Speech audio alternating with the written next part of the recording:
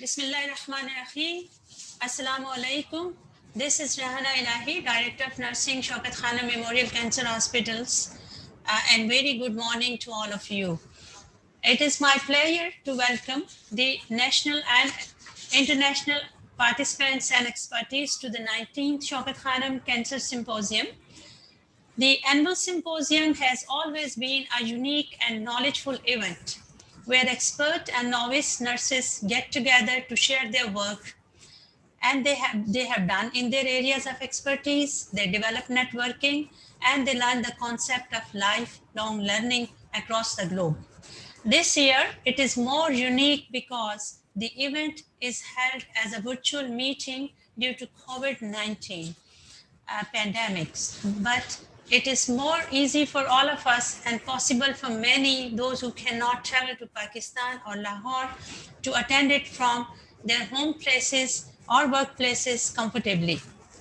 Like every year, nursing have two sessions which are titled as Oncology Nursing. The first session is started now. The theme of this session is Best Nursing Practices or Advanced Nursing Practices in Cancer Setting.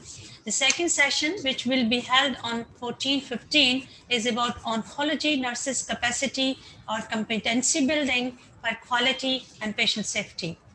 In both the sessions, the nursing leaders from international and national institutions will present their work.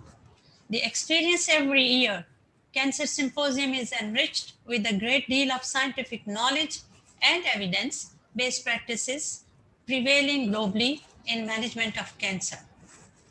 I'm grateful to all the guests, audience who are joining us in this great event of the innovative knowledge, and we believe that we will be able to make this event an exciting opportunity for nurses and other healthcare providers. So thank you so very much for joining. So our first speaker of the session is a renowned nurse from abroad. This is Mr. Andrew Dymek. He is a Deputy Chief Nurse and Lead Cancer Nurse, the Royal Marsden's Hospital, Foundation Trust, London, UK. So welcome to our renowned speaker, Ms. Andrew Dymek. I hope I'm pronouncing the name correct, Andrew. So the forum is to you, Andrew, please. Good morning, everybody. Thank you very much for the introduction, and thank you very much for the invitation, Ms. Rahana. It's an absolute pleasure to join you. I'm very sad that we cannot be meeting each other in person, but as you rightly described, the issues currently that we all face with coronavirus has made it a little bit more difficult, but in other ways, I'm very pleased that we can still continue to do this and learn from each other. So thank you for the introduction, and I'm going to cover my session on advanced nursing practice initially, which is also looking at supporting patients in the acute oncology setting. So ready for my slides? Okay, so is that clear, Ms. Rahana? Wonderful, sorry there. So just very brief background about myself. So I'm an Australian trained registered nurse with cancer and intensive care qualification, and I've worked in Sydney, Republic of Ireland, and currently in London.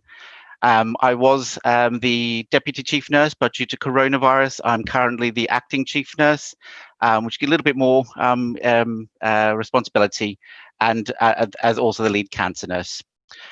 I'm also a board member for the International Society of Nurses in Cancer Care, which again we'll touch base on shortly. So brief background of the hospital I currently work in. So the Royal Marsden Hospital, many of you will be familiar with. It's the world's first hospital dedicated to cancer diagnosis, treatment and research and education. And it was founded in 1851 by Dr. William Marsden. We treat patients with adult patients, teenage young adults and children, and we conduct research, clinical trials, surgery, medicine, and we also run the Royal Marsden School, which provides cancer nursing education, but also education for allied health professionals. Just very brief about my role in the International Society of Nurses in Cancer Care. So the ICNCC is an international membership organization.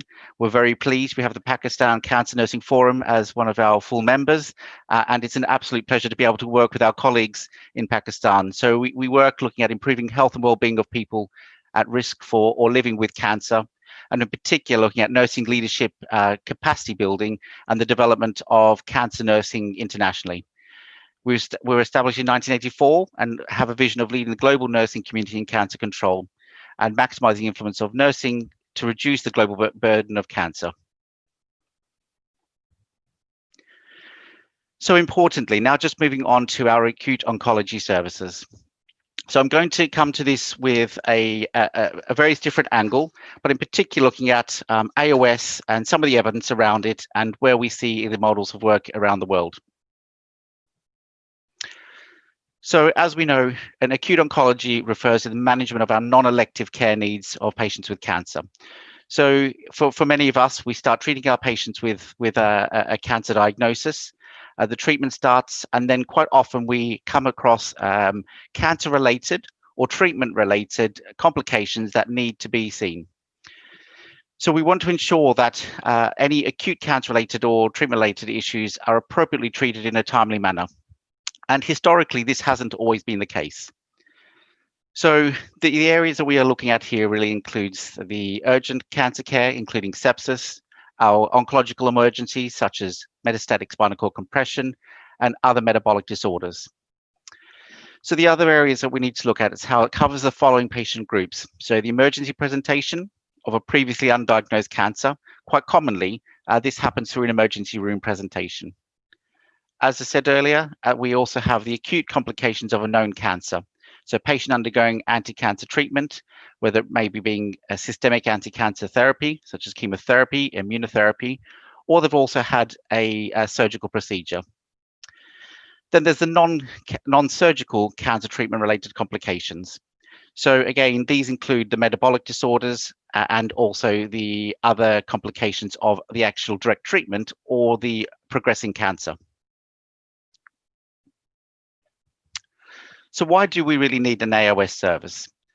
So looking back at what was happening in the past, as I described, as we know, patients would appear at an emergency room or in a primary care setting with some complications. And when you don't have the specific need, the specific trained people to be able to address that, we then run into further complications or prolonged access or treatment.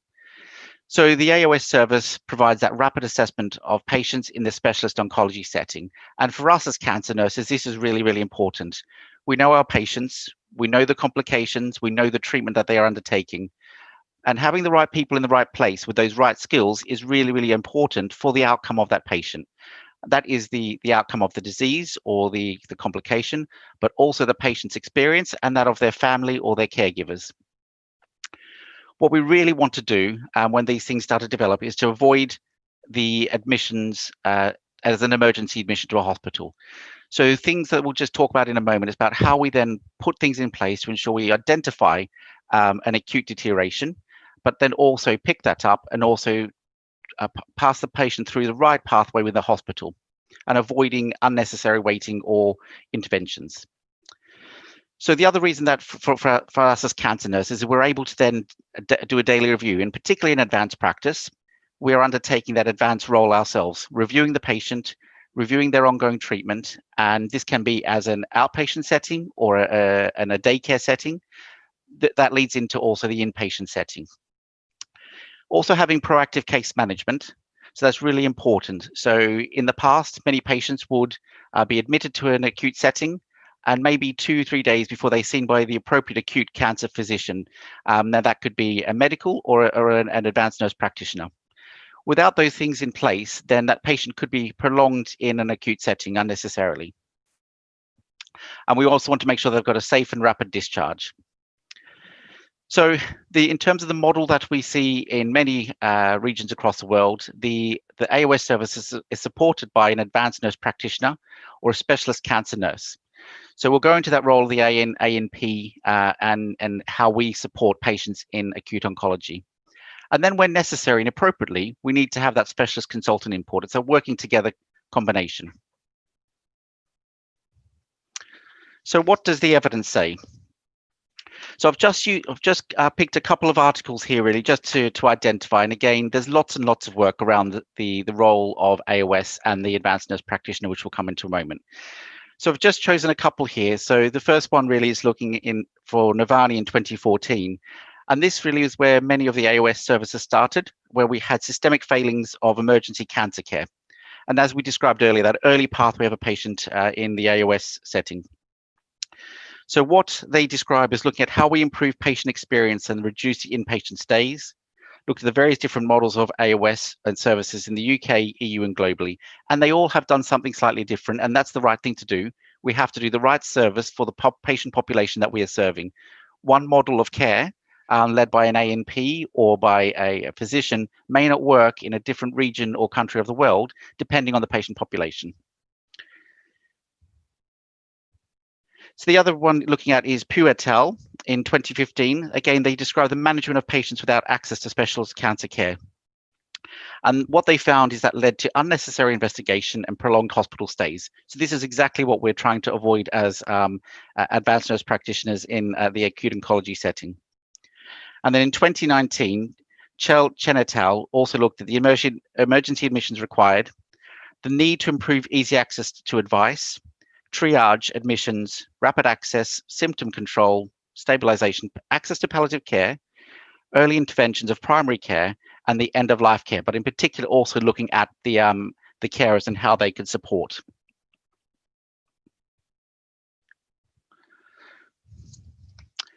So then just moving on to the advanced nurse practitioner role.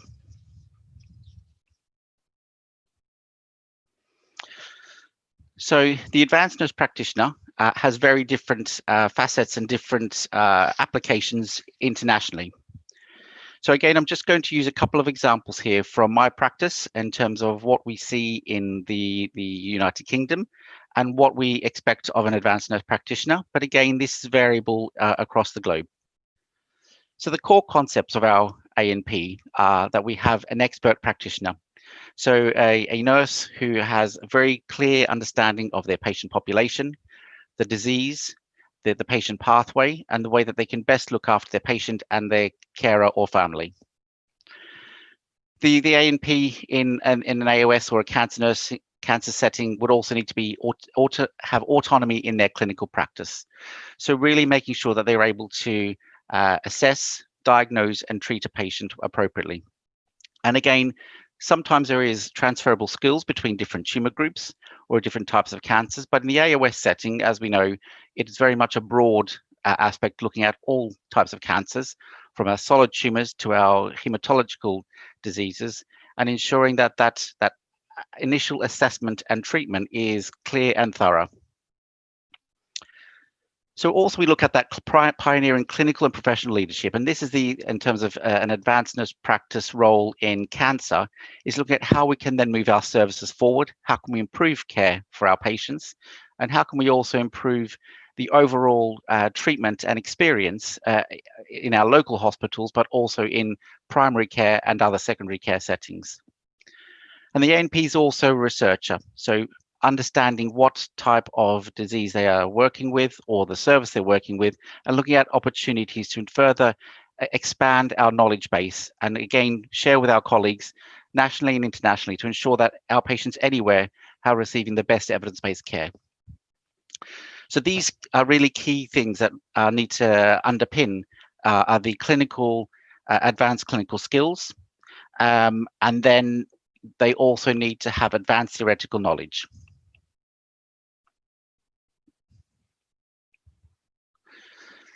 So the AOS Advanced Nurse Practitioner. So now I'm just going to look at some key aspects of the cancer nurse or the advanced cancer nurse practitioner in an AOS setting. So many of these services nationally or internationally have been set up by a nurse in collaboration with a physician. But again, there's an organizational approach in terms of how we give access to our patients to our clinical setting. So we now first need to think about how does a patient access or identify that they have a problem. So again, I'm using just one model. And as I said earlier, every model is slightly different and every region is slightly different to meet the needs of the population. So in this example, some areas will have a 24-hour advice line. That might be a Monday to Friday advice line that goes directly into a daycare setting. So a chemotherapy unit, for example, where the nursing staff or the medical staff will answer a call. In my example here, we started with a Monday to Friday service, which then extended to a 7-day service, which then went on to a 24-hour service. This is run by cancer nurses, and they are nurses who have experience, particularly who administer chemotherapy and all other cancer treatments. Also, nurses can fit into this are those that have emergency experience. They use a dedicated triage tool, so looking at particular clinical conditions, which identifies or triages, very similar to an emergency room process, but includes cancer-specific items such as immunotherapy side effects, those of chemotherapy, and very clear direction. Should a patient ring with, for example, a cardiac complaint, it's a direct admission to an emergency room. So ensuring the beneficial pathways for the treatment for emergency care.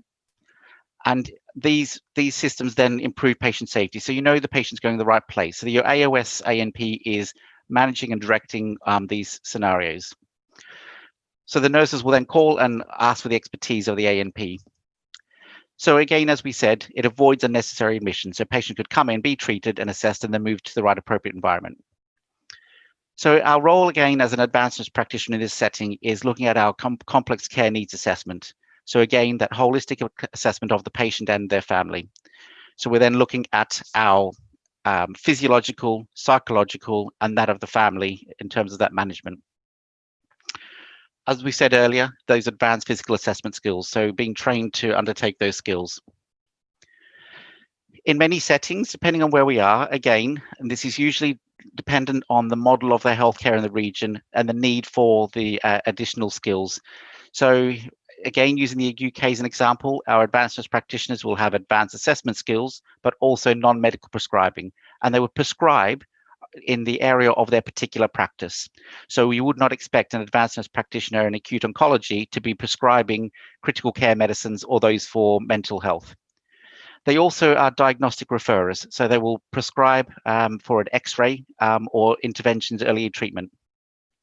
And as the services have developed, again, an ANP, again, in various different settings, could do some supportive interventions that may have in the past had an overnight stay in a hospital setting. So for example, acidic drain insertion, common side effect of cancer, but again, can be done in a daycare setting, can be radiologically marked in the department, and then the advanced nurse practitioner undertakes a procedure, manages the patient in a daycare setting, and then they would go home. So again, changing that pathway using an advanced skill of a cancer nurse. Then moving on to the other areas of practice. So we have the education and audit. So really, really important. So how we support our other healthcare professionals. We know as cancer nurses, there are specific skills, knowledge, and understanding that we have that other healthcare professionals may not have because of our specialist area of care. So it's important that we share and express our understanding of cancer to the other healthcare professionals. That includes teaching and developing acute oncology skills to the other areas of the clinical setting. Now, this could be primary or secondary care, and quite often an advanced nurse practitioner in the AOS setting will be liaising with general practitioners, community nursing teams, or other specialist teams around the management of their patient, not only in the acute setting, but in primary care. Another extremely important part is around patient education. So we know many complications can be minimized if the patient has the right education or knows what to look out for, and that includes their carer. So as an example, somebody becoming septic, so knowing if their temperature rises, what they need to do and where they need to go to get an emergency assessment or in the acute setting. And again, when you're looking at this as an advanced practice role, it's for our practice, it's how we evaluate our service and our practice. So looking at our audit, looking at our patient pathways, and then going and trying to understand what actually is happening and how we can change some of our practices if necessary. So if we then take that more of an organization-wide process, it's looking at the strategic component. So again, with the strategic components, looking at working outside others from oncology. So in particular here, this is looking at how we work with our policymakers, but also with our organizations.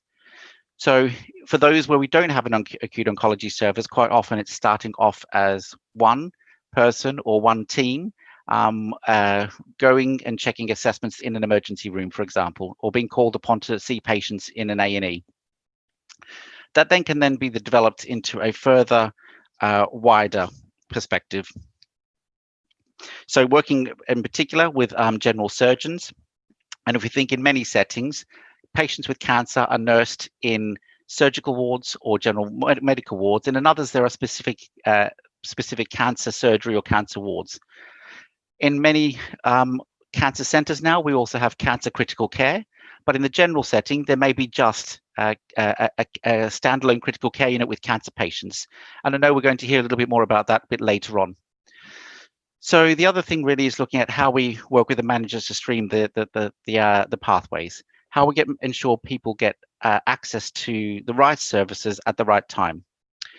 So looking at the patient pathway, so going back to that very beginning, patient has a problem, how we identify it, how we teach them to identify it, what do? They call in, then they come along to an AOS service, we assess them, and then we need to look at actually where we're going to look after this patient population. So that brings me on to that next point of a service-specific data and evidence to further develop the service. So again, looking at what that patient population is, what the numbers are, and how we then move them onto the right place. So as an example, in my practice and what I've seen across the globe is where you have a potential area identified through a hotline, for example, or a common attendance, so a specific patient group all turn up with a certain condition, we can then maybe feed back to the treating clinician saying this patient group always comes in with hyperkalemia. So we then go back to the pathway and look, actually, is there something happening differently? And then we look at how we then inform the practice. So common side effects, feeding back to the units, as I said. And another area is for surgical cancer patients is if we're seeing surgical SSI. Andy, you have 5 minutes. Thank you, Ms. Radhana. So bringing on to the next areas, looking at our patient experience. So everything we do really must look at that patient experience. And what we need to ensure is that we're measuring patient experience, and particularly when we've got a service where an advanced nurse practitioner is undertaking that role, is for our own practice is looking at what does it mean for the patient and asking them what is the service like, how could we improve? Then also that overall wider aspect of a hospital setting is looking at how we reduce emergency room attendance. We know for our patients that the best area for their care is to be having a cancer specialist nurse, such as an ANP, to ensure they get timely treatment and timely attendance to their area of care. So the other thing is looking at that cancer-specific advice. We know, as we said earlier, linked in with the education, but also from the other clinicians. So we want to reduce waiting for them in an emergency room, and also looking at that care support. But bearing in mind, we've had to all modify our practice with our current circumstance. And I should also say all of the images were taken prior to our COVID-19 pandemic. So just to put that in as well. So then moving on to my last section really is looking at our ongoing care. So how we then develop the advanced nurse practitioner and our role supporting patients in cancer. So for an example is developing a clinical assessment unit, very similar to a medical assessment unit, where patients they come in, get treated, transfusions of blood, electrolytes, antibiotics, septic screen. And then traditionally these patients may have had an overnight stay or longer, but now they're seen in a daycare setting and go home. And then linking in with the clinical, the general practitioners and the nurses in the community. That quick, rapid access to diagnostics, so the advanced nurse practitioner makes that much better for a cancer patient, getting an X-ray, for example, rapidly diagnosed and then home, if appropriate. And then finally, really to add is the inpatient admission. So where necessary, we then were able to have the inpatient admission support, clerk the patient, and there's a 24-hour review of these patients so that they are then discharged rapidly out of the hospital setting. So just in terms of some information or some evidence that's coming through, so Putt and Jones looked at the AOS A&P providing expert clinical skills, leadership, innovation, negotiation, and teaching. And then recently, McCarvey in 2020, they describe the A&Ps as being able to, and very much as a parallel to a clinician. We always work in partnership with our clinicians, and that's how we should always do multi-professional teams for the benefit of the patient. But there are certain things that an A&P or advanced nurse practitioner can support our clinical teams to ensure that we get a rapid treatment for our patient. And as we said, it's the AOS service with an advanced nurse practitioner has generally a more superior model than an A&E visit or an emergency room visit on their own. So in summary, an acute oncology service is a vital service, and we've learned that over time, and they continue to evolve. And cancer nurses or acute oncology nurse practitioners are leading the way in developing these services. It improves access to cancer-specific clinicians, which is in benefit to the patient. It improves our patient pathways. The advanced nurse practitioner is a key in this role, and overall, it improves the patient experience. Thank you. Thank you very much, Andrew. It was nice hearing from you. I'm sorry, I know that the time is not very feasible for you. It's very early morning of Saturday, but I wish if you could stay with us and hear other speakers. We'll take question and answer in the end. And there will be a few questions brought to you. Thank you so very much. Thank you, very welcome. Our next, and if you can please put your mic mute. Our next speaker is Ms. Rosina Khimani. Ms. Rosina Khimani is a critical care nurse of Aga Khan University Hospital, Karachi, and she will be talking about advanced nursing practice scope in critical care setting in developing countries. So the forum is over to you, Ms. Khimani. Is it clear? Can you see my screen? Yes, we can see your slides. Oh, great. Thank you. So thank you very much, Ms. Rihanna, and ladies and gentlemen, Assalamu alaikum, and very good morning. And I would really thank you to Mr. Andrew for a very thoughtful presentation. And I'm really happy to see that these roles has already been implemented. Could you please put your full screen, Rosina? Sure. Where you have this role already developed, people are working as an NPs, and I would really wish to have the same practice and a model working at the Pakistan region and in other Asian regions where we are deficit of this role. So I would like to start my presentation with my objectives, where we'll talk about and we'll understand the term of APN. We'll review some history and to understand that how this concept has arisen actually. And we'll also appraise the model, care model and APN leadership framework. We'll talk about the significance role of APN in critical care and what are some of the outcomes that has and the presence of this role has brought into direct patient care to the institution and to the community as whole. And then we'll be having including remarks. Nursing practice is an umbrella term used for the group of advanced practice nurses, which describe as a level of a clinical nursing practice that minimize the use of a graduate nursing, graduate educational preparation, in-depth nursing knowledge and expertise in meeting the health needs of the individual and families. So these are four categories actually where we can call APN nurses, though they are they have a different vocabulary to be used, but they are different different in their scope and practice. So clinical nurse specialists, nurse practitioners, nurse midwives, and nurse anesthesia. These all four categories come under your A&P model. At AKUH, we are mainly working with the clinical nurse specialist and we are working towards to have this A&P and the nurse practitioner model at our setup. So with the background, the first A&P program was introduced in North America in 1960 and in the US, the physician assistant and nurse practitioner working since many years, and they both are primary care providers. nurse practitioners in the US can actually certify and specialize in their specific specialities. And the program was initiated in 1965, and there were people, those who took the initiative to initiate this master's program for nurses to get graduate as in nurse practitioners. The reason, and gradually this role has been expanded. So initially when this program and this role was initiated and was introduced, there were very limited people, those who became a nurse practitioner. But then later in 2018 or late 70s, the number of NPs increased remarkably. And the reason for the rapid increase and growth in the number of nurse practitioners include the increase in aging of a general population, a growth demand for the health services because of a greater availability of health insurances, and as well as an acute shortage of doctors in a general practice and the primary care.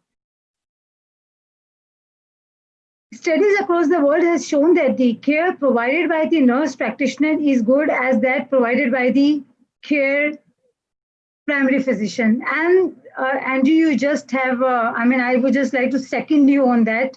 Okay, whatever literature you just pick up and you see the outcome, and those outcomes are never being less.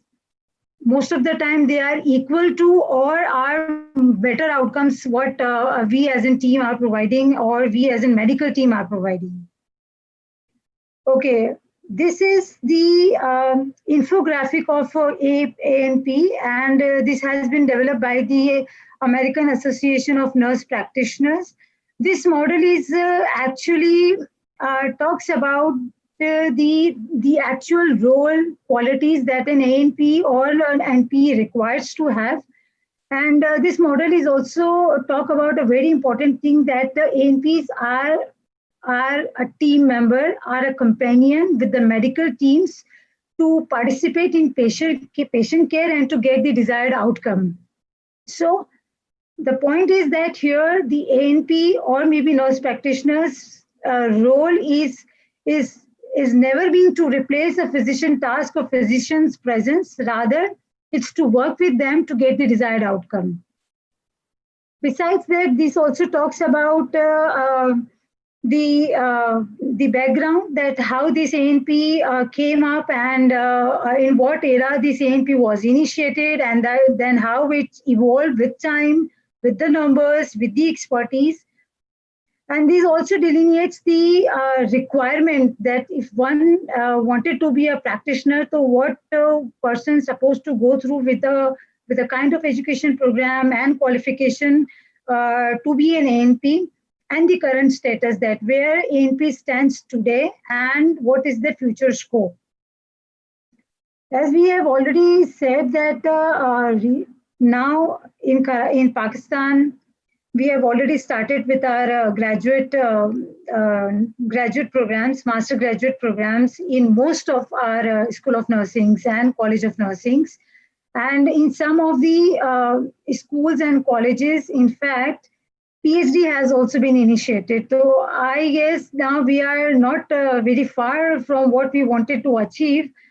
And after this master's or maybe later on PhD, we have got our tracks that what exactly we wanted to be. So we have a clinical track, administrative track, and teaching track.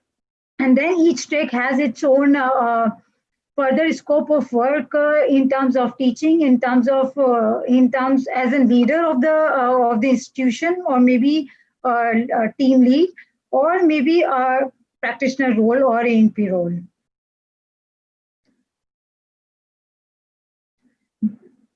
The model declares that an ANP are a partner in healthcare. So advanced practice is described within this four pillar of clinical practice, facilitating learning, leadership, and evidence research and development. These pillars are relevant to all staff working in health and social care. Each pillar describes in specific skills, knowledge, behavior, and responsibilities which make up our role actually.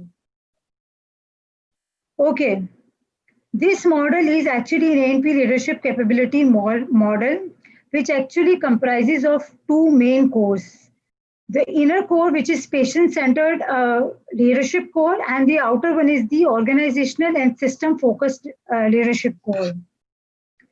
The clinical care is the central core of APN role, but it is not only one of the several dimensions that makes this role advance. Research describing dimensions that then a clinical practice such as a leadership is needed if those aspects of APN roles are to be integrated and supported in practice. The model mainly focus on the patient.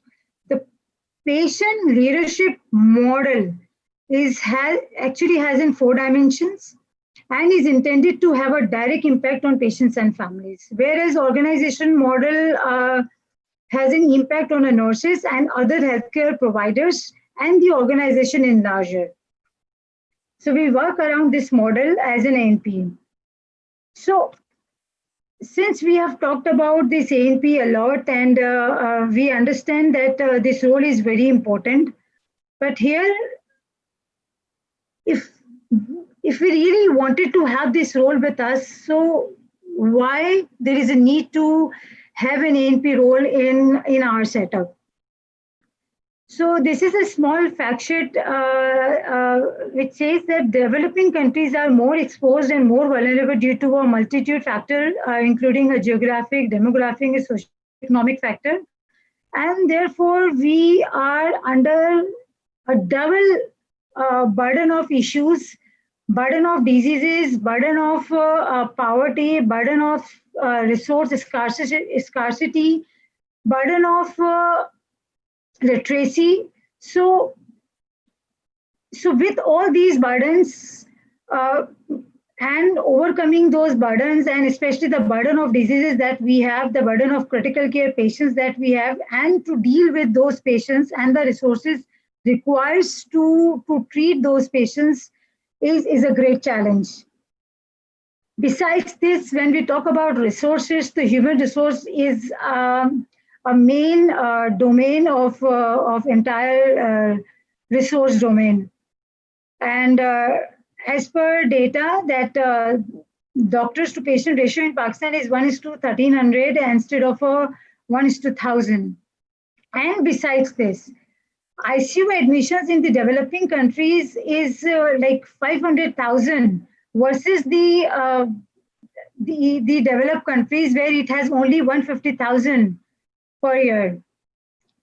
And these data is from the meta-analysis of a 10-year study that they had the comparison between the developed and developing countries, and they presented this data as an evidence. Besides this, when we talk about the COVID era, when we are dealing with this pandemic problem, where already burden of diseases I should say was there, where the additional burden has come up to deal with this COVID, and every individual, every institution, every government member is trying to overcome with this problem and to minimize the exposure, to minimize the death associated with this issue. But the reality is the role of ICU admissions among patients with the COVID-19 varied from 3 to 100%, and the mortality is very high as 86 of admitted patients. And when I would correlate this data, when we initiated a COVID ICU at AKUH, this was really challenging to manage this patient. And these patients found to be not the patients that we were managing in medical and surgical ICU. They are very unique in their physiology. When they get deteriorated, their duration of deterioration is so fast that you just can't stop it.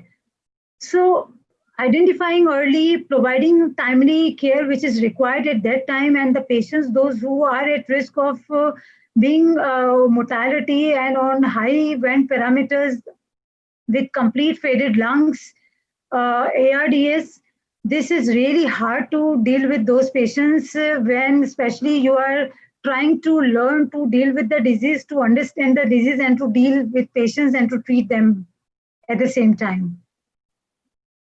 This is another problem that we are facing at our system, where this diagram is actually described the category of patients from severe to mild category of diseases, where you see that patients, those who are critically ill, are only 5%. But in opposite, if you can review and if you would appreciate and you acknowledge the resources required to deal with this 5% is much more higher than the resources required for the patients, those who are on a major categories of 80% and 50%. So that is why we feel that, yes, there is a need to have this role to cater these patients, to provide them a quality care, to reduce the number of resources in order to provide them a best care, to reduce their length of stay, to reduce their criticality, to assess them early, to identify their early warning signs at earliest. These are important roles that NP that requires to have an NP in our setup. What would be the impact? So what if we introduce this role in our setup? What are we going to achieve actually?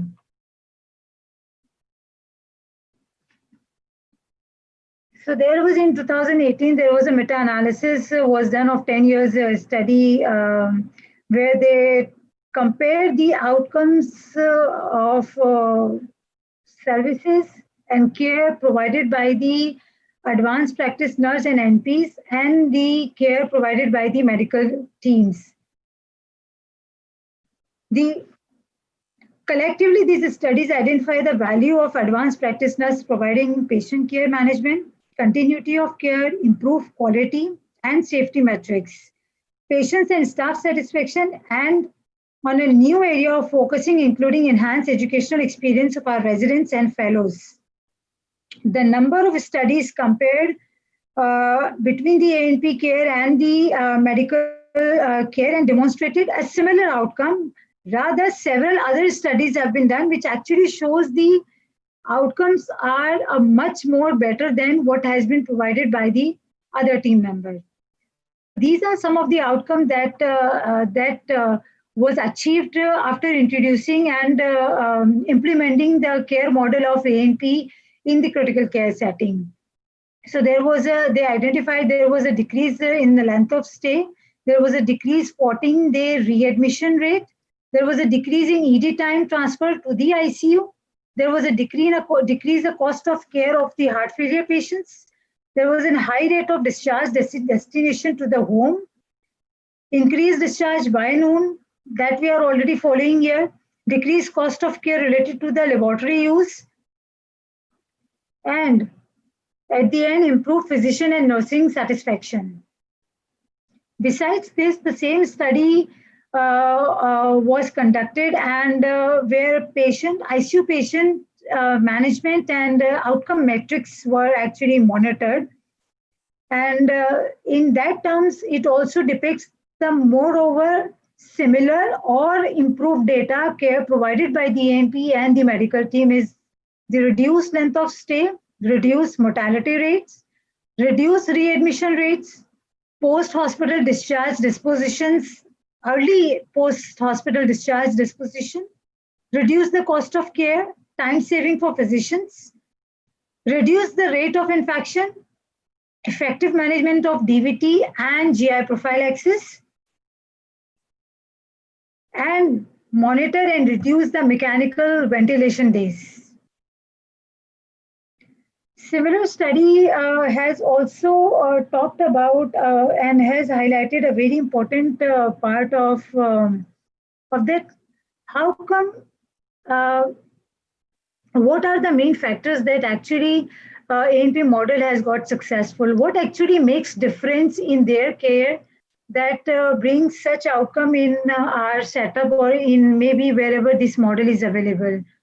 So the main point that they shared is the continuity of care. It is the consistency of individuals' availability in the particular unit.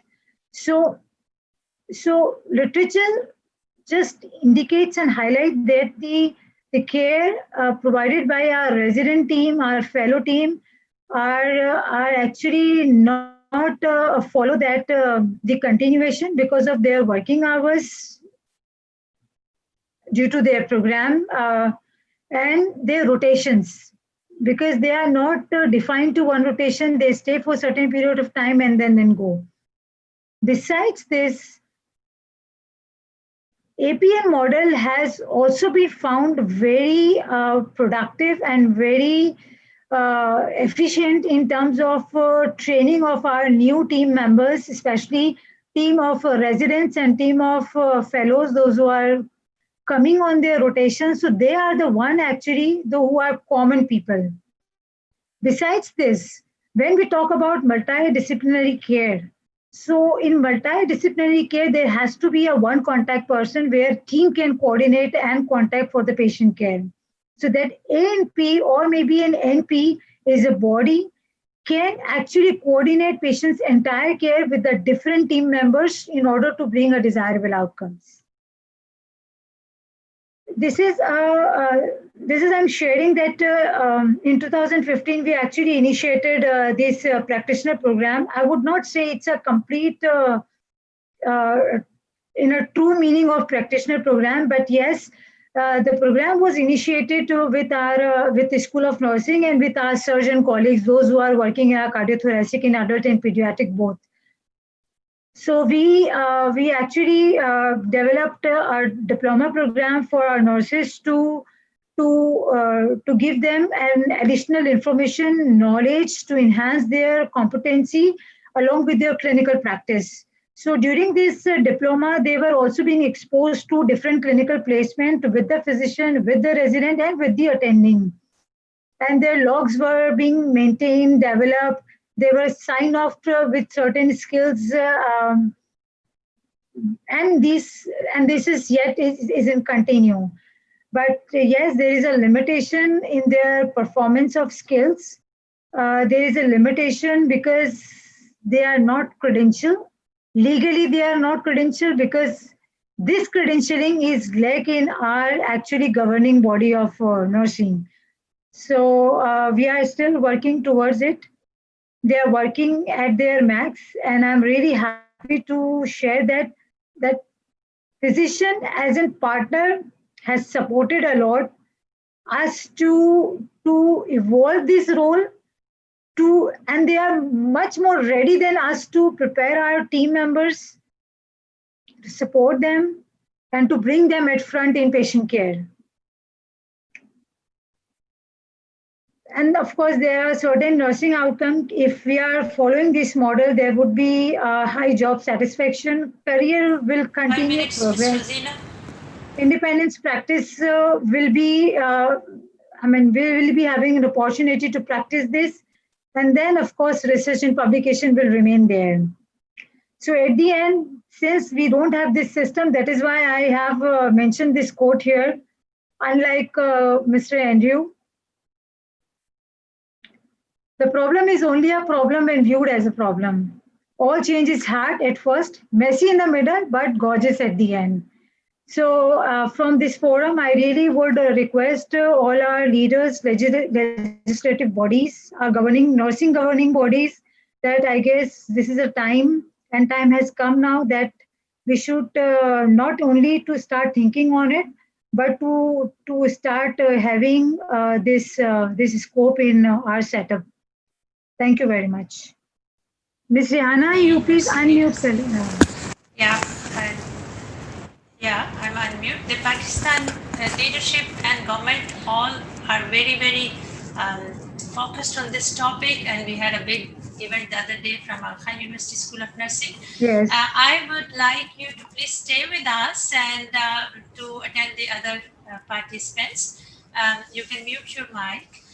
So our next presenter is Fawzia Ali. Fawzia Ali is our young clinical nurse instructor in operating room, and she's an oncology specialist nurse, and she is from Shaukat Memorial Cancer Hospital, of course, and her co-partner is Naseem Yusuf in preparation of this presentation. Fawzia will present about innovations and advances in oncology nursing by focus on symptom management.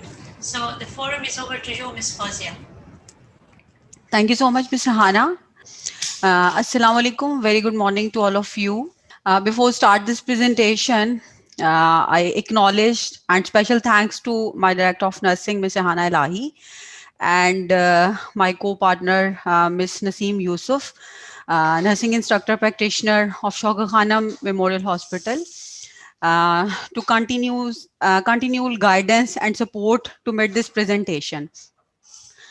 So I would start this presentation with my thanks to the organizing committee of Nursing Symposium for giving me this opportunity to talk on very important topic, that is innovation and advances in oncology nursing and symptom management. In this presentation, I would discuss why cancer nursing needs innovation and advancement. I would also elaborate the different innovative strategies being used in different settings. In the last, I would discuss the global and developing country challenges faced by the nurses in order to promote innovative care. As we know that cancer has become a major health problem worldwide, the incidence rate of the cancer is increasingly worryingly in all ages group over the globe. Due to the complexity of the disease and its treatment, it has become a significant causes of morbidity and mortality, which is growingly with the passage of time. In the response of treatment is becoming complex and being advanced continuously. Ultimately, it's provoked the specialized skilled nursing care to manage the complication and the side effects of cancer patients. If we look into the medical management of the cancer, there are a lot of innovative therapies being used in practice. These are most prominent discovery over the last few years. For example, gene therapy, immunotherapy, hormonal replacement therapy. Just think, but these are not all. Just think of the nursing care in the response of these treatment. What have we done to deal with the effects of laser therapy on the patient's body when such treatment deliver? What are the nurses' role when the patients offer the cancer vaccines?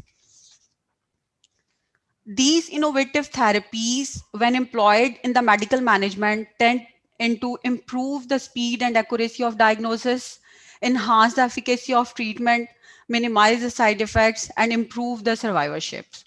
As a part of nurses, there are a lot more to be done because all the innovative therapies has consequent side effects and their management pose challenges got them. In order to address this issue, we have performed freestanding literature review to meet these objectives, elaborate the need for innovation and creativity in nursing care in cancer patients, discuss the innovative strategies used to improve the effectiveness of cancer nursing care, and identify the challenges in innovative care approaches in oncology nursing. In methodology, we explored the literature through the keywords we use for the literature search were innovation in cancer care, advancement in cancer care delivery, oncology nursing care, complementary therapies. And we use ProCost Central, Ovid, Google Scholar, PubMed search to find out the articles. Actually, there were thousands of hints upon the search, but we filter the most relevant. So we select the 22 article for over review. Out of those, 15 thoroughly read to include the review. Furthermore, in selection process, we reviewed the title of different articles and select those titles seem relevant to our objectives. In next step, we reviewed the abstract and select 22 which found relevant over those. 15 were included, which were most relevant, were published in nursing discipline and English language and over the last 10 years. We have found many studies which emphasize the need for innovation in oncology nursing. We know the facing the disease is challenge, not only the patient and their families, but also the healthcare providers, especially the oncology nurses, because they fight at the forefront of cancer. Though the innovations in medical approaches for diagnosis and treatment have brought hope, but there are multiple challenges being posed by evolving technology and have to have the way to get best outcome of the care provider and to make the best use of skilled workforce. Apart from the disease and treatment related factors, there are other factors which impact on their treatment and care outcomes. First and the most four important thing to consider is a change that are taking place in healthcare system globally. There is a transition in care delivery. Second is competing the economic interest, for example, financial gain and cost containment. And third one is scarcity of resources and services. Inpatient care is being transferred to outpatient to save the resources, and infusion beings are converted into oral form. And aging population and increased disease burden also profounding factors, and the organizations are struggling towards accommodate the growing disease burden. If we adapt the forward-looking approaches, we can do a lot impacts on care outcome. Cancer patient by the nature of disease having different potential for prevention and screening and early detection. So they can promote screening and early detection by the innovative technology, enhance the responsive to the treatment and rehabilitation, facilitate acute and long-term and palliative care, and improve the cancer survivorships. As the oncology nurses, as a key member of multidisciplinary team, they have a responsibility to ensure that the patient in their care receive the highest standard of evidence-based nursing care. They are obligated to create innovation in cancer nursing care delivery to respond the undercurrent of medical management and evolving factors. Here are the summary of some innovative care approaches which can frequently used by the nurses in many healthcare settings. Development of supportive role, complementary therapies, transition in healthcare delivery, use of tools, framework, model of healthcare delivery and care pathways, use of information system and telehealth services and mobile health services. Developing a supportive role were mentioned in many studies in form of specialist nurses for cancer patients, for example, nurse navigators, case managers, breast care nurses, tissue availability nurse. Receiving the care from specialist cancer nurses is the most consistent factor in improving the care outcomes. So non-clinical roles also play important role in the clinical with the clinical specialist role. According to literature, care pathway can help to direct the nurses or other healthcare provider to enhance the quality of care. It's also promote collaborative care across disciplines. Here are some common examples are care pathway being used in cancer care. For example, breast cancer care pathway, febrile neutropenia care pathway, and end-of-life care pathway. Complementary therapies are used for different purposes. For instance, aromatics and acupunctures are being used for chemo-induced nausea, vomiting, and hot flushes, headache, dry mouth, or sleep problems. Use of herb is advocate for the management or constipation and xerostomia. Interestingly, herbs are also used for cancer preventions. Reflexology to help the ease symptom of stress, fatigue, and nausea. Relaxation and meditation is used for chronic pain, mood disorder, and stress. Information technologies serve a lot of benefits and have broad speed and convenience. There is more useful in cancer management. How? Because cancer management is a long term and there is a rich information and data about the patient. Storing and maintaining lots of patient related information is challenge, but information system can help us to accommodate it. It's improved the integration and collaboration of the care of the team within the team member. Uh, every member of healthcare team has immediate access to the system.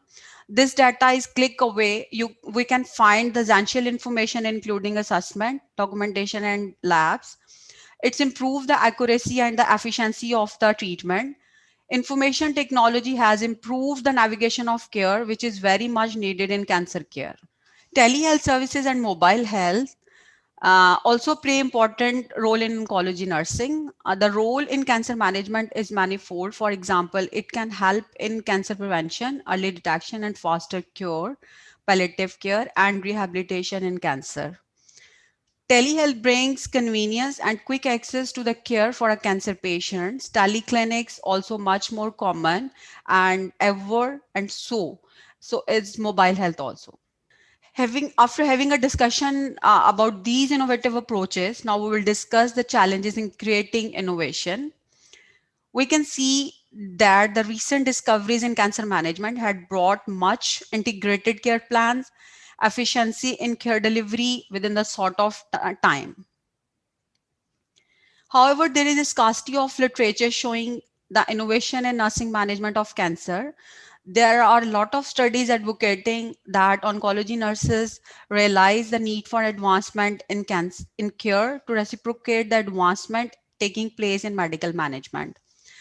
But they fail to bring such innovations. There are a number of challenges which we will discuss in next few slides. So here are the challenges faced by the nurses globally. Nursing research and evidence-based practice, the first and the foremost important challenge is creating the space of nursing research.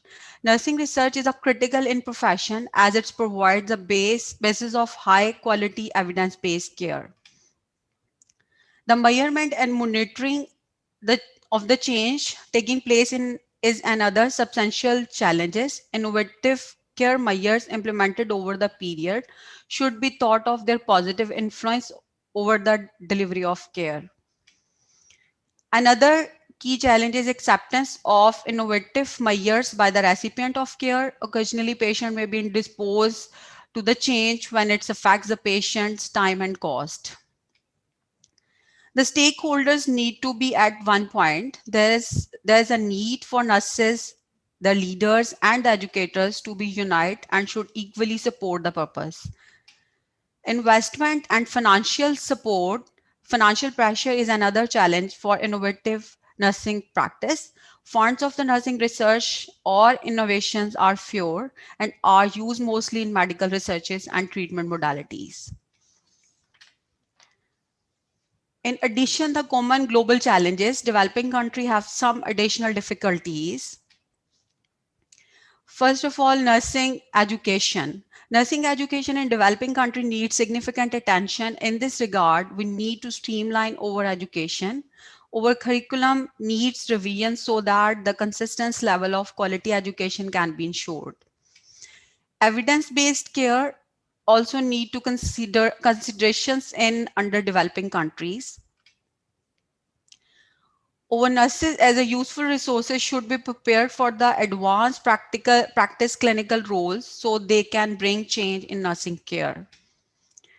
None of these measures can be initiated if we don't have strong and supportive nursing leadership. There is need to create strong leadership in nursing that's welcome the innovation and creativity and supports the change in the method of care delivery. Nursing leaders needs to build the culture which is open the new ideas and critique the current practices. Secondly, the leaders are in strong position to drive the quality of clinical practice, to set the standards and implement the change. Finally, resource management is an other neglected area. Budget for the nurses also need to be taken care of, which can help to improve the education, research, evidence-based practice, and direct patient care.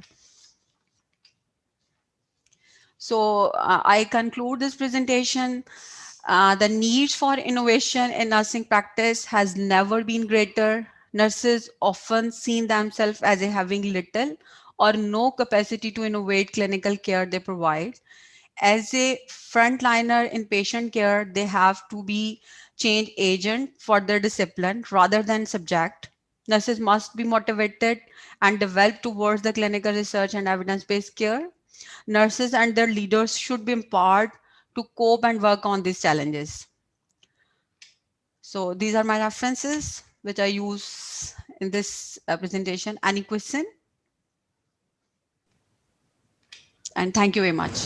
Thank you so very much, Ms. Fozia, bringing the innovative challenges to us and bringing a food for thoughts for all of nurses working in oncology setting in particular and nurses working in general. Please stay with us for the question and answer session in the end. Our next speaker is Ms. Saima Rubab. Saima Rubab is a nursing instructor practitioner at Shaukat Khanum Memorial Cancer Hospital and Research Center with us, and this work has been done collaboratively by two nursing instructor practitioners. One is Saima Rubab, who is presenting, and with her Farhat Nas is a nursing instructor practitioner. They have worked it out. The topic for their presentation is supportive care needs for people with cancer. So, Saima, the floor is over to you. Hello, Assalamu alaikum. Islam. You can hear me? Yes, we all can hear you. Okay. Assalamu alaikum, everyone. My name is Saima Rubab. I'm nursing instructor practitioner over here at Shaukat Khanum Memorial Cancer Hospital and Research Center. Today, I'm going to present about supportive care needs for the people with cancer. And this project is basically done by myself and one of my colleagues, Farhat Naz. She's also a nursing instructor practitioner at Shaukat Khanum Memorial Cancer Hospital and Research Center. So I'm going to present about the supportive care needs for people with the cancer. I have no conflict of interest to declare. The presentation is only for the academic purpose and does not carry any commercial benefits. So the objectives of my presentations will provide an overview of supportive care in the cancer. It will illuminate the needs of supportive care in oncology nursing for diagnosis to survivorship and palliative. I will also introduce some theoretical frameworks of supportive care in oncology nursing that nurses can use to care their patients.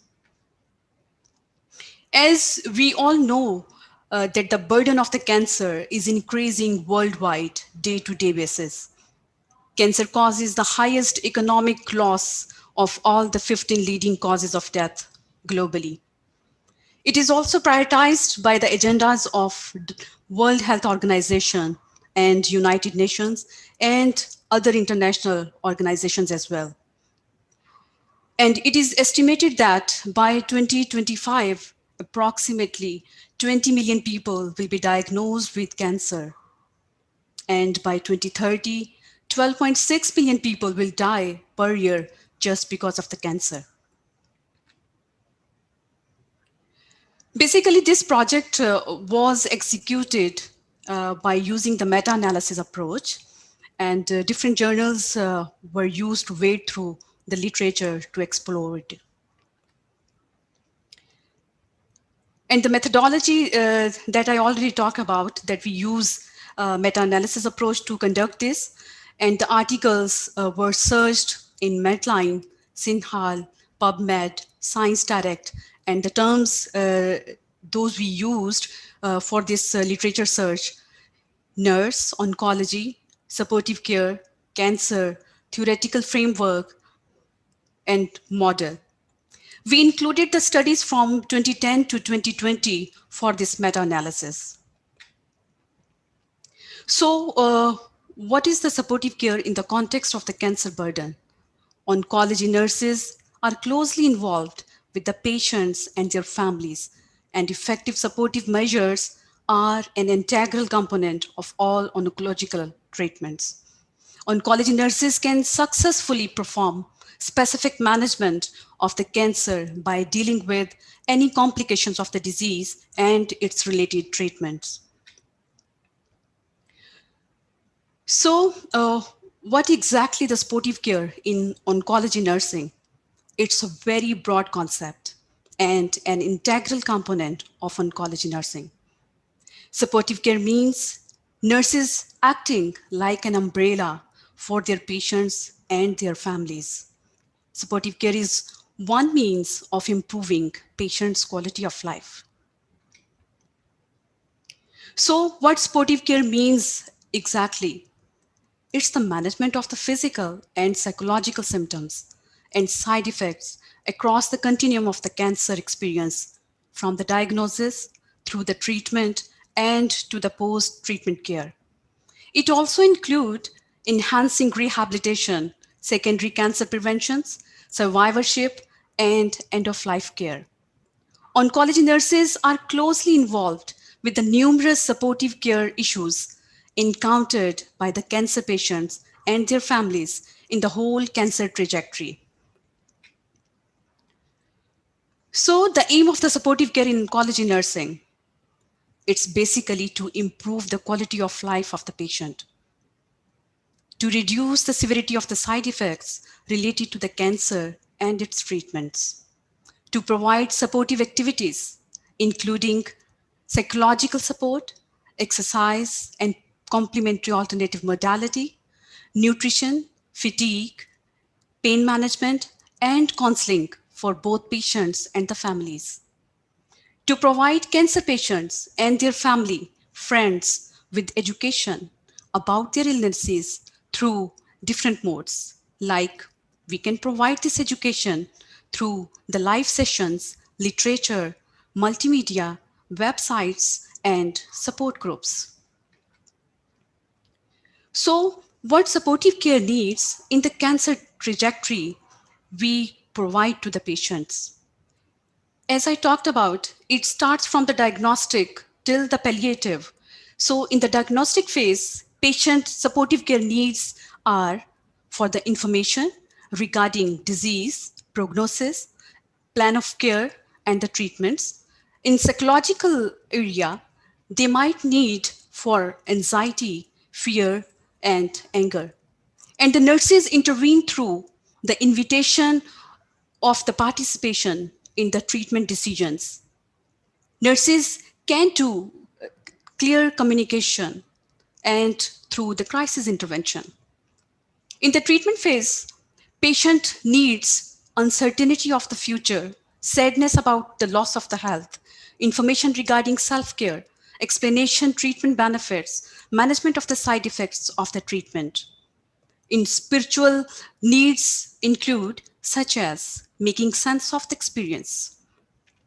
And the nurses, how they intervene, they work for the prevention, management, and alleviate the side effects of the therapies. They invite the involvement of the family and friends in the treatment so that they can contribute their part as well. They also promote the patient compliance with the therapy. And for the survivorship phase, patient might have the fear of disease recurrence, multiple follow-ups and procedures. So here the nurses intervene through addressing the survivorship challenges. It can be any kinds of the challenges of the survivorship. And for the palliative phase, patients have distressing physical and psychological symptoms. And here the nurses intervene through the relieving of the symptoms through the multidisciplinary approach. And the ultimate goal of the nurse's intervention is to achieve the quality of life for the patient. So, as I already mentioned in my objectives, we will introduce a few of the models. So the first model I'm going to introduce is a Fitch model that was adapted from the Fitch. It talks about the supportive care from the general needs towards the complex needs. Any patient who is diagnosed with the cancer, they might have different kinds of the needs that extends from the general to the specific or complex. All patients might have the nursing support at the time of screening, and they can have some information support from the nurses.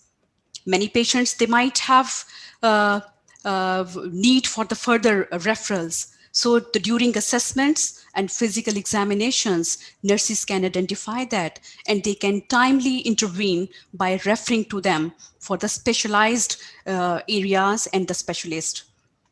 Some patients, they might have some potential issues and nurses can identify them at the early period. For that, they can do the timely interventions for them. But few of them, they might have some specialized services needs or the referrals, and nurses can intervene them by identifying and referring them to those relevant areas or specialists. For example, if any patient during the progression of the disease, they have some psychological distresses. So the nurses can identify them and they can refer them towards the psychologist and the psychiatrist according to the patient's need. So the supportive care needs of the patients in cancer trajectory. Nurses intervene through the physical symptoms, emotional, practical, informational, spiritual, social, and psychological. In every aspect, nurses will intervene and they will soothe to the patients and they will make them comfortable. And through the primary intervention, they can achieve the quality of life for their patients. And what the nursing profession exactly demands from the oncology nurses is to develop the understanding the fundamental needs of the patients to live their lives as normal and productive as possible. A partnership with the patient where patient and the nurse work together on decisions about daily life and care, have unique perspectives on the supportive care needs of the cancer patients. Like, we need to handle the patients holistically, not in the fragments or the parts. Help patients address the multifaceted issues that come as part of a cancer diagnosis. So here, another model that I want to introduce or discuss, it's a holistic model of supportive care. Here, again, the power of nursing is there to support the patient in the whole cancer journey. This model basically have three phases. The first phase, it talks about the return to the oneself or connecting with the patient. So what does connecting with the patient means? It's the first part or the first phase of this model. It talks about connecting with the patient. What does it mean? It means shared the needs. Typically began by oncology nurses' adoption of an attitude and say, I care about you. Say, I can wait if patients are crying. Say, I welcome if patient wants to talk. Connecting means investing time in building a trusting relationship with their patients and families. Share the same moment together with your patients. Happy, sad, positive, optimistic, cheerful, or confused. So, only listening is not enough, that we have listened to the patient and that's the end. It's not enough. Nurses needs to do beyond that. They need to address patients' needs, include issues that extend beyond those directly related to their diseases. Being a nurse, you may ask questions about patients' health, treatment, meals, sleeping, working, environment, social environment, even the financial issues as well. So the third phase, the second phase of this model, it's talking about the personalized coordination that talks about the sharing of the actions. Nurses should focus on identifying the patient's real issues and navigate them to the right direction, connecting the patient to the appropriate professionals in a timely manner, prioritizing the actions during the process of care, help patient restore a sense of order to their lives. If, for instance, unpredictable situation comes, like If the disease progresses or disease progression is there, then say, I will support you, while you cannot make up your mind. So the third phase or third part of this model, it talks about realizing the patient's potential or reassuring the patient. And the nurses should be capable of doing that. And how they can do it, they can help the patient to make them realize about their strengths, encouraging patients to move forward, highlighting the patient's strengths and overcoming the weaknesses of the patient. Give patients a little supportive push to achieve whatever decisions they take or they make.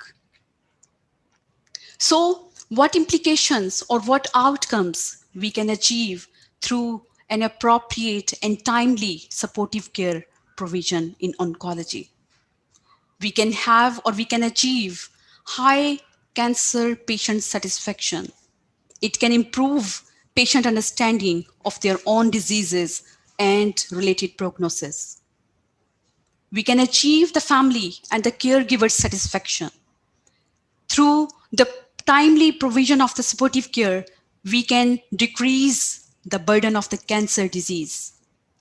We can decrease in unmet family needs, improved satisfaction amongst healthcare providers. That is also very crucial, because if the healthcare provider will be fully satisfied or internally satisfied, they can provide the same supportive care with the same feelings of zeal and zest, or enthusiastically they can provide the care.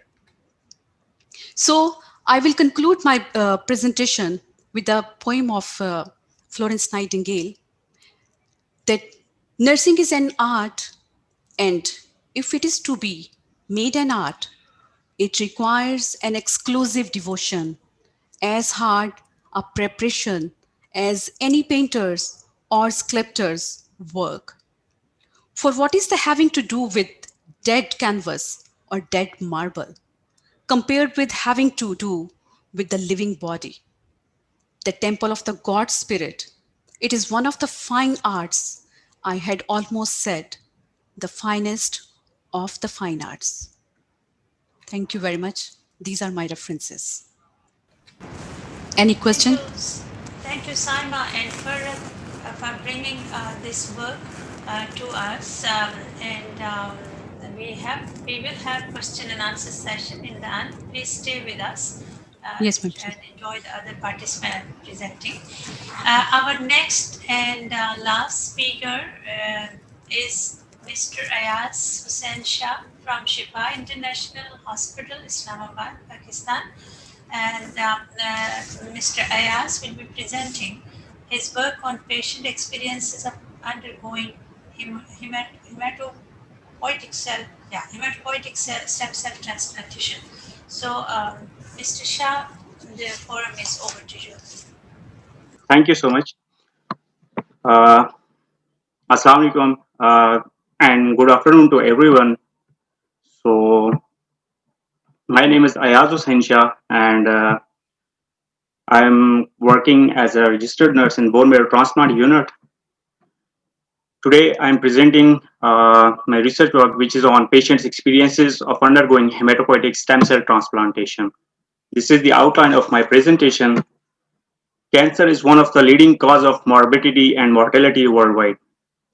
In 2018, the incidence of hematologic malignancy was approximately 1.19 million, and the mortality rate was nearly 60% of the reported incidences in 2018.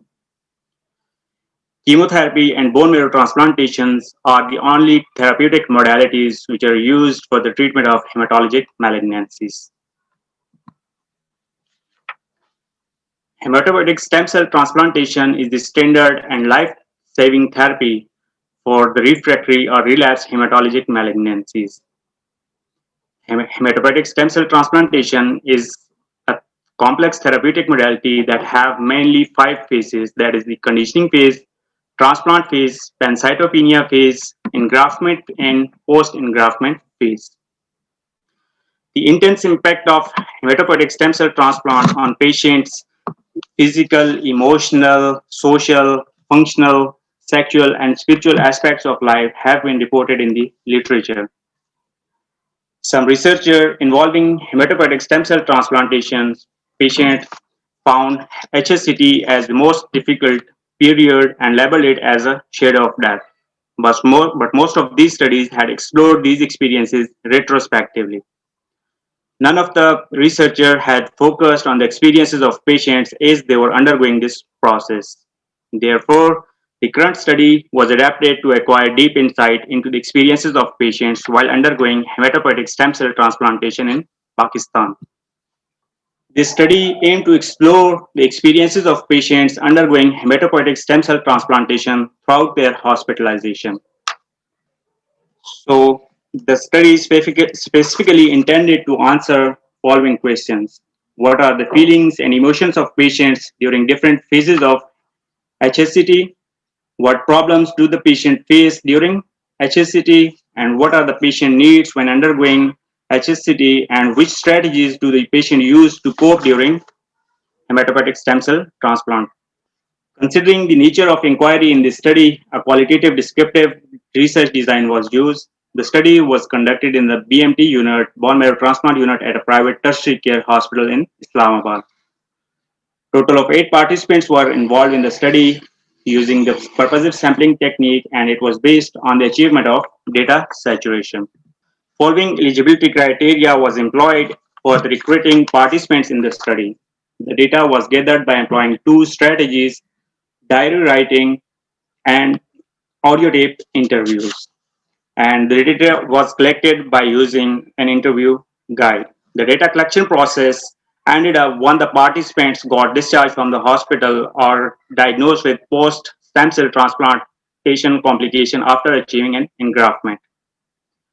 The data was gathered by using the 2 strategies that were diary writing and audio tape face-to-face interviews. After cross-checking and validating the transcripts with the data, the process of qualitative content analysis suggested by Ilu and Kigner's 28 was followed for the data analysis to identify prominent themes and patterns in the data. Concurrent with qualitative research approach, Lincoln's and Guba's 1985 criteria of trustworthiness was applied in this study, which includes credibility, dependability, confirmability, and transferability. The strategies proposed by the NA 2014 for implementing Lincoln and Guba's criteria in the research process were adapted in the current study to enhance the trustworthiness of the study findings. For ethical considerations, approval was obtained from the Institutional Review Board and Ethical Committee, as well as the departmental head of the selected research setting. Informed consent was also obtained from the participant prior to their enrollment in the study, and anonymity and confidentiality of the participant and their data was ensured while recruiting participants in the study. So, the findings and discussion of the research with regards to the demographic characteristic of the study participants, most of the study participants were male and were in their young adulthood. Most of them were married and had an educational level of at least a graduate and above. In terms of their occupation and profession, most of them were professional workers. Most of the participants had malignant disorders, while few participants had non-malignant mutational inherited disorders. In terms of type of hematopoietic stem cell transplant, most of the participants had autologous stem cell transplant. The duration of participants' stay in BMT unit ranged from 16 to 47 days with an average duration of 25 days. The data analysis revealed 5 subthemes, which were mainly worries and apprehension, being caged, web of miseries, clinical competence and professional apathy, hope, and courage. These subthemes corroborated the theme a leap in the dark employed to the overall experiences of the transplant. Now I will elaborate on theme and subthemes one by one. Firstly, I will discuss the subthemes and then move toward the theme. So the first subtheme that I will begin to discuss is worries and apprehensions. Worries and apprehensions were observed in nearly all participants throughout their trajectory of transplant, albeit for different reasons in each phase of transplant. The given information to them were not found enough as they felt insufficiently prepared for the transplant. As Sana expressed, I wish there was an orientation session or pamphlet detailing the sequence of events to unravel.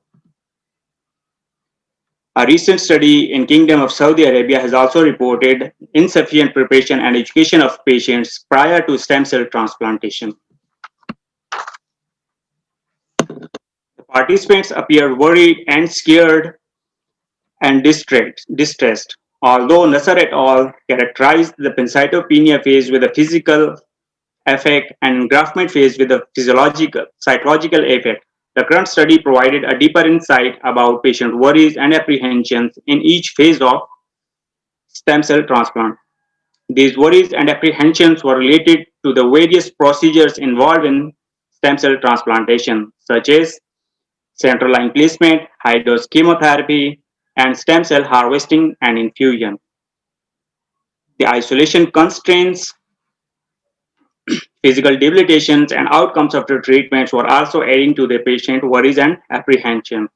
Moreover, the cost of stem cell transplantation and the familial sufferings were also adding to the patient worries and apprehensions during their stem cell transplant. Emotional instability of the family members, negative public perception about the disease, and hematopoietic stem cell transplantation, and poor counseling and advisement of the healthcare providers also didn't help much in this process and were adding to the participant worries and apprehensions during stem cell transplant. So this study has identified certain new factors that were adding to the patient worries and apprehensions during the stem cell transplantation. And these are the ones which are highlighted in this slide, which are procedural aspects involved in stem cell transplantation, familial sufferings, which occurred during stem cell transplantation, emotional instability of family member, and poor counseling and advisement of healthcare providers. Ajmal shared his worries and apprehensions pertaining to the stem cell transplant and highlighted public perceptions that added to his worries and apprehension. He expressed, I had a fear that what would go to happen with me. I might have to face a lot of difficulties. Maybe I would get an unconscious in it, whether I would regain my consciousness or not. We heard that a person might get paralyzed in that, so I had this tension in my mind. The similar findings are also reported in the previous studies which were conducted in Italy and Iran and have attributed the lack of public awareness about the stem cell transplantation which were adding to the participants of the transplant, which were adding to the worries and apprehensions of the participants of stem cell transplant participants. Hassan also shared his worries and apprehensions pertaining to the outcome of the treatment as the doctor has told me that you may get success or failure in it, and you may have death during transplant. So I had this fear in my heart, and I was thinking that whether the fate would be in my favor or not. This finding is consistent with the previous studies. Walpole and Zamanzada reported that the fear of potential failure of stem cell transplant, the disease relapse, and sense of imminent death remained persistent in patients during their hospitalization to the years after stem cell transplant. Sana pointed out the poor counseling and advisement of the healthcare providers that attributed to her worries and apprehension. She expressed there is a need to curb the wrong practice of staff coming with their own dogma/philosophy superimposing onto you. Some want you to act in a way which is more pious and religious, but other wishes you to watch movies, TV, and use internet for entertainment. These uncontrolled sermons worry the patients more than helping them. So the next sub theme is being caged. All the participants shared the feeling of being caged as they underwent stem cell transplantation, albeit in different wordings. They alluded to the restrictions which they encountered during stem cell transplantation as a result of isolation constraints. These restrictions were related to their confinement to the room, but also to the hospital food and their ability to meet freely with their family and friends. Hence, three subsections: devoid of natural environment, devoid of desired food, and devoid of meeting family and friends were used to appropriately portray the participants' feelings. Unlike the findings of the previous study, the participants in the current study showed strong resentment to their physical environment, which was giving them the feelings of being caged. As Shaukat expressed eloquently, I am like a prisoner. A patient is just imprisoned in one particular room. He couldn't be able to see the weather outside. I wish I could go outside where a person takes fresh air and could fly like a bird. Bagioli and colleagues have found window as a source of patients' connectedness to the outside world. So these patients were unable to view the outside and were devoid of seeing natural environment. In addition to the environmental restriction, all the patients were displeased with the food which they were getting from the hospital. They found the hospital served food items tasteless and ridiculous. Sana expressed her frustration pertaining to the unappealing food provision is food is not only tasteless but foolishly programmed. Almost every day one has to consume chicken dish. Utterly wrong practice. There is no variety in food, like vegetables are not at all included in patient food menu. The unpleasant food provision by the health facility was found as an impeding threat to the healing of patients in the study conducted by Bagioli et al. In 2016. Since patients are kept in protective isolation, so they were unable to meet freely with their family members and friends during stem cell transplantation. This distance from their family members made most of the participants feel lonely and frustrated. As Hassan shared, I got fed up since a lot of days I haven't seen and met with my family members. I'm really missing them all. I'm unable to control my emotions today. Daily, I used to think that a lot of patients, staff, and doctors are here, so I'm not alone here. But today, I'm unable to convince myself. 5 minutes, Mr. Shah. Sure. The participants found these isolation constraints highly oppressive, which made them feel lonely, sad, helpless, irritated, and frustrated. The participants in the previous studies also viewed isolation as a dangerous trap. Next sub-theme is web of miseries. All the participants were confronted with the physical challenges, particularly in the pancytopenia phase of the stem cell transplant. They recognized the pancytopenia phase as the most agonizing period of HSCT, in which they experienced several side effects of high-dose chemotherapy. These problems not only affected their physical health, but also limited their functional capability to perform daily life activities such as eating, walking, and toileting, and made most of the participants feel restless, dependent, distressed, and disabled. As RF expressed eloquently, in the bone marrow transplant, neutropenic phase is really panic. It's really very difficult to face the pains and many adverse effects of chemotherapy, such as headache, nausea, vomiting, diarrhea, mouth ulcers, perianal pain, and body aches. I cannot explain in words. Your body gets weak and you feel tired. The patients in the previous studies recognized this phase as the most difficult period. To describe their experience of pancytopenia phase, the participant used several metaphors such as soulless, miserable, and dead. Khanum found herself soulless and shared sadly. I used to lie down on the bed with my very weak and soulless body. My morale is also a little low. I am feeling difficulty in performing my daily routine work. I don't feel the strength and energy to come out of my bed. So I try to do some work in order to keep myself active, but my body is not responding affirmative for that. To signify the risk and threats the patient experienced in this phase, the participant in previous studies also equated this experience as looking or being dead. The next theme is clinical competence and professional apathy. All the participants expressed their gratitude to the healthcare professionals with regard to the technical course, including assistance and facilitation in the activity of daily living and motivating and guiding the patients. Referring to the roles and responsibilities of BMT staff are if articulated. The staff is well aware of their roles and responsibilities and patient needs and requirements. They are full-time available with good medical care and positive attitude and behavior, like cross-checking my name and MR number as per international standards, on-time medications, cleaning the room, bedding, and clothing of patients. So whatever is the requirement of patient, they are fulfilling and performing it nicely. Bagley and Plague have also reported similar findings in their study as well.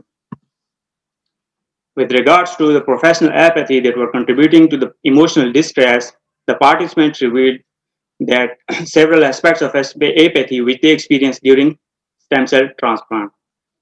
They encountered this professional apathy when they were in dire need of emotional support. Like Hassan expressed, one of the staff doesn't clean me. He uses to make me sit in the washroom and tells me that you clean it by yourself. So I don't have strength enough to do that, but I do it. I really feel dizzy at that time. I'm afraid of hitting my head against the wall. So the next sub-theme is hope and courage. As shown in this slide, participants performed various activities to cope with their worries and isolation and tried to stay relaxed, motivated, and composed during their trajectory of stem cell transplant. This finding corroborated the findings of the previous studies. However, the remarks of encouragement by the healthcare providers and day countdown was found new in the current study. Moreover, the reliance on faith was most dominant support mechanism which helped the participant in each phase of transplant. And this findings was concurrent with the previous study. The participants believed that disease, cure, life, and death are all by Allah. Ajmal avouched, Allah Almighty would only be going to help me. He would give me cure from the disease. Life and death is in the hands of Allah the Almighty. There is no doubt in that. And this belief was more prominent and most effective coping was through this religious belief, and this was giving the patients a hope. And it was this finding is consistent with the previous studies conducted in Saudi Arabia and Iran. So the overall theme that was employed to the pattern that was evolved from the data was a leap in the dark. All the participants shared the feelings of uncertainty across their trajectory of HSCT. The feelings of uncertainty were not only limited to the outcome of treatment and their survival from the disease, but also to the procedural aspects involved in HSCT, such as stem cell harvesting and infusion, and severity of symptoms associated with high-dose chemotherapy. Considering the level of uncertainty of varying extent and at different levels, the overall transplant experience seems to be a leap in the dark. As Sana expressed eloquently, every second you see, you feel the things happening to you one after another. It's trial, you have jumped in, and whatever will happen to you, you have to face it. You cannot either step back or stop the trial. One has no option other than sailing through it. There is no way back in game. Other researchers have also reported that state of uncertainty prevails throughout the stem cell transplantation process. So coming to the study strength and limitation, the study strengths are its first study of its nature that explored experiences of patient during their entire process of stem cell transplantation, employing triangulation in the data collection strategies.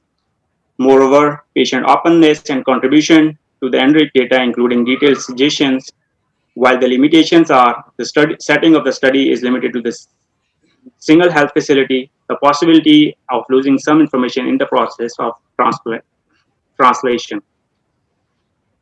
On the basis of suggestion from the participants of the study and analysis of researchers, some of the recommendations have been set forth for the healthcare organizations, clinical practice, and nursing education. The healthcare organization must pay attention to the physical environment of patient stay, consideration to the patient's suggestion about hospital diet, assessment-based facilitation for patients' religious practices, implementation of pre-transplant patient and family education, inclusion of patient-based informational video for patient education, assisting patients in identification of appropriate. Oh, I guess it's last slide.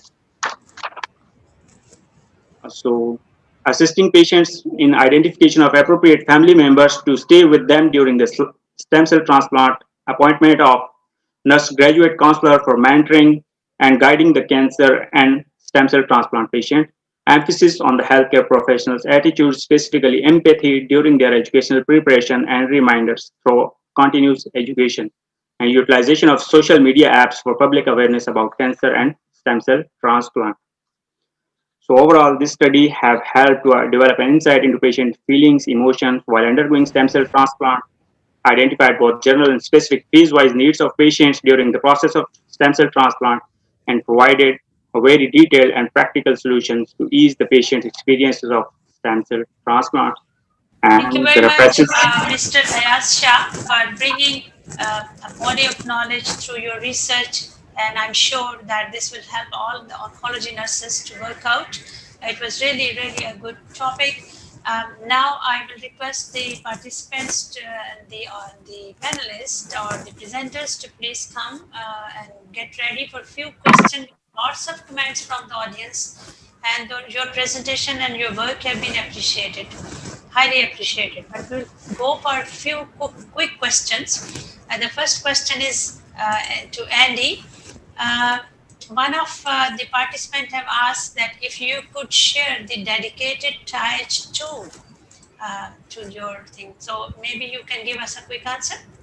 Yes, absolutely. So the tool that we use is the UConn's triage tool, but we have made some amendments, and it's being ratified at the moment again. But absolutely, more than happy to share. So you have my contact details, and I'm more than happy to share, and also to get you in touch with our team that use the tool on a day-to-day basis. So you've got a direct link with the person. So no trouble at all.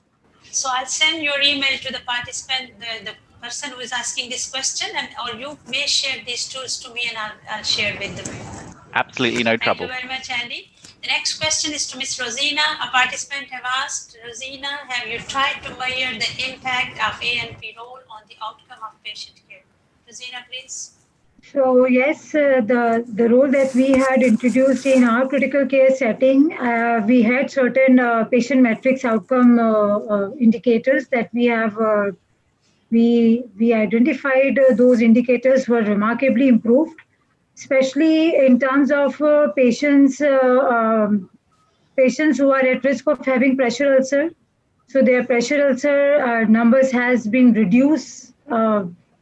It's a significant reduction in number, I would say. Besides this, there was a time when we were actually fighting for the ICU and ICU admission associated infections such as CLABSI, COTI, VAB. Still, VAB is somehow significant part of our work, but we have pulled down the infection of CLABSI and COTI in our ICU. So I would give an example. So for example, in 2016-17, we used to have a number of 4 or 5 CLABSI during a month, but later on it has been reduced to quarterly in a month. 1 in a quarterly, or maybe sometime it's 0 for 6 months. So I guess this is all about that nurses, those who have worked meticulously for the practices, especially the implementation of bundles in ICU, keeping an eye of every individuals, including physicians, those who are using those lines in the ICU. Besides that, we have also initiated an ERAS project, I should say ERAS program. Now it's not project anymore, now it's a part of a care plan, where we have initiated early discharge of every individual patient. It's not just early discharge, it's an early mobilization after surgery, it's an early diet after surgery, and it has also remarkably increased in terms of decreasing our length of stay and discharge by noon. So sometimes there are times when we had a procedure of 3-4 days. Now patients can go in 1 day after procedure. So these are some of the initiatives that we have done, and these were purely nursing-based initiatives. Yeah, and I will add to Rosina, we do not have APN in Shaukat, but we have nurse specialists working here in palliative care and breast care nursing. And we have a tissue viability nurse who was working with the cosmetic surgeons, and we really see the outcomes coming out of this. And of course, inshallah, Wazim, we will change and advance these specialist roles into APN, and that will help us. Second question is to Ms. Fozia. No, is this, sorry, I'm sorry. There is a question from Mr. Muhammad Shahid, who have asked from Fozia that what complementary therapies are we using at Shaukat Khanum? Ms. Fozia, please. Mr. Shahid, we can use supportive therapy. Somehow, there are not like meditation we can use for palliative patients, and somehow we can use um, meditation and reflexology, and we can guide the patients for this. We have not rheumatic and acupuncture and others like hubs. We don't have yet time. We have a support role, and spiritual therapist came in supportive group and guide the patients, I think. Yeah, yeah. At Shaukat Khanum currently, we are not using complementary therapies, but yes, as Fozia has mentioned very rightly, we can. There are few which we can use. The next question is to Mr. Ayaz Shah. A participant is asking that after all that experience, what strategies at Shifa you are using, implementing to alleviate these concerns? I mean, the concerns which are came out of your study. Mr. Shah, please. Sorry, I didn't get your. The I was participant is unable to asking, hear you. yeah, Yeah. the participants are asking what strategies at Shifa International you guys are implementing to alleviate these concerns which are raised from your study. Yeah, it is actually a recent study which we have conducted. It was completed in just 20 by the end of 2019, and since then we are using various approaches. Like for food, we used to share the menu with the patient for their food selection, and though I guess physical environment would take a time for all this to make it feasible for the patient, but were some strategies like provision of internet to the participants so that they can uh, uh, communicate with their family members was one of the thing which we have implemented in practice. And we used to have games with the participants to in order to make their experience better. Like we used to play some sort of games, including both computer based games or there is like Ludo here in Pakistan. So we used to play some games so that their experience so that their attention could get diverted from these concerns. So these are few strategies we are working on it. With the passage of time, though there are a lot of concerns that patients had during their stay in transplant. So we are working it with, and hopefully with the passage of time, we will address these concerns. Okay, so thank you so very much. I will conclude with this response that we had a very good session, and I am so much so thankful to all of the presenters and the audience for their interest. Our second session will start at 14:15 Pakistan Standard Time. Andrew, for you, it will be a little different. But please join in time as you did this time, and stay tuned and connected, and be ready for your presentation. So thank you so very much, all of you.